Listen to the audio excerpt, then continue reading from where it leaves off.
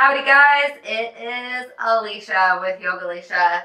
Today's posture that we're going to be working on is bound angle pose, Baddha Konasana. So if you haven't already, please grab your mat. Let's get started.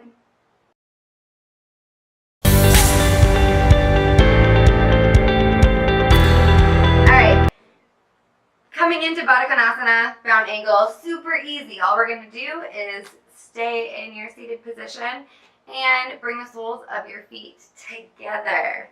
I was actually in dance my whole life, tap, jazz, and ballet. So this is basically butterfly from the world that I came from. But we don't call it butterfly anymore. We call it bound angle.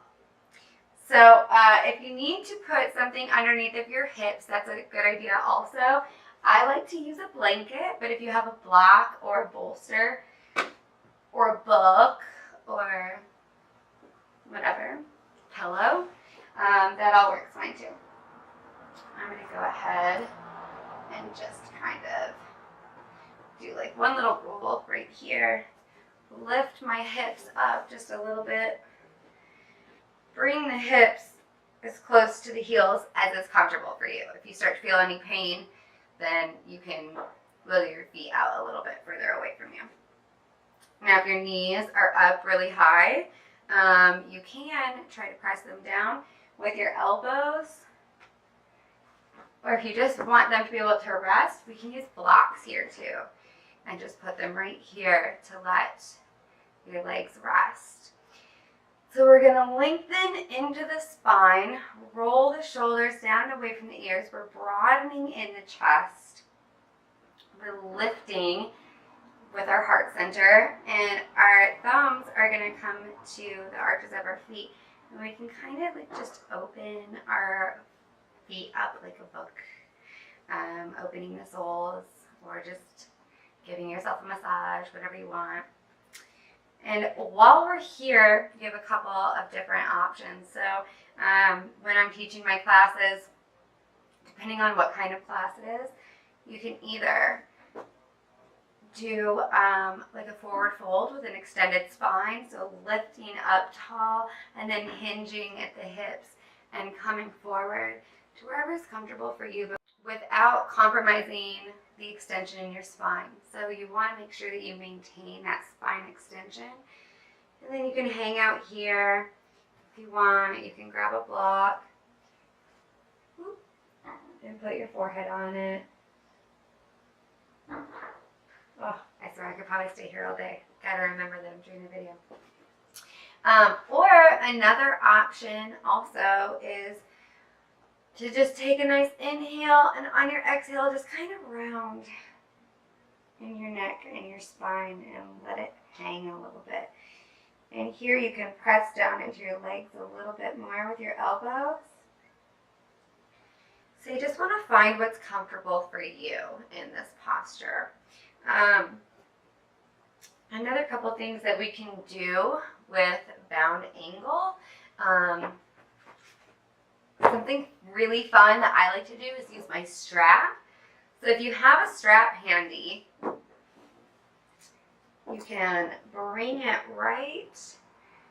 kind of right underneath of your booty, and then over the top of your thighs, bringing the strap underneath of your feet. And I'm going to have to adjust this quite a bit. Give me 1 second.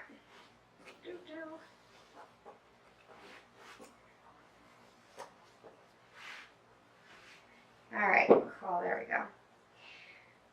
So I'm going to tighten my strap. I say so a million times in every video. I swear I'm working on it. I swear I am. Although you probably can't tell. Oh, man, I did this wrong. Dang it. Get it together, Alicia. All right, so putting that right underneath the fleshy part of my booty. And I'm going to tighten this in. Now, if you want, we can go supine with this. So, either just laying down, rolling down with your back and laying right here. And you can also do this without the straps. I just really like doing this with the straps. This is so nice right here. You can bring your hands to your tummy or out to the side, or even stretch them overhead. Oh, I love this. Another option, if you have blocks and you want to go for more of a restorative pose, is to set your blocks up to where you can also be opening in the chest while reclining in bound angle.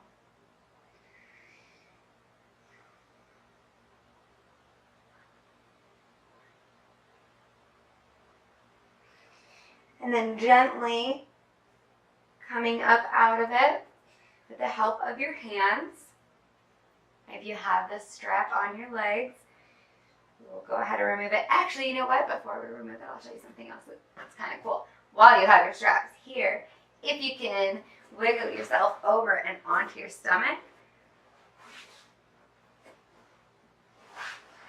this is another way to get that same stretch in your hips and your groin and really open it up. So you can just lay here for a while, get comfortable, hang out and relax. There's all kinds of fun ways to do bound angle pose. Those are my favorites. There we go. I'm just gonna take it off this way.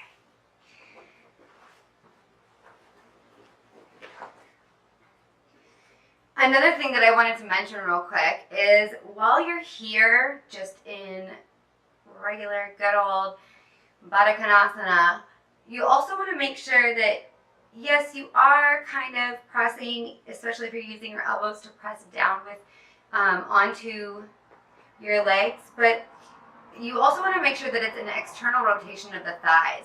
So imagine like there you have something sitting here on your legs and you want them to fall on the floor behind you.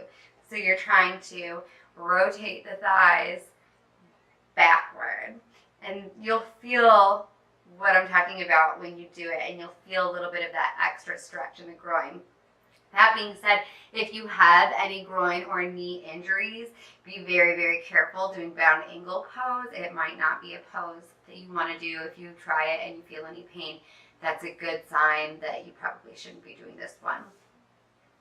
This pose improves circulation. It is good for depression.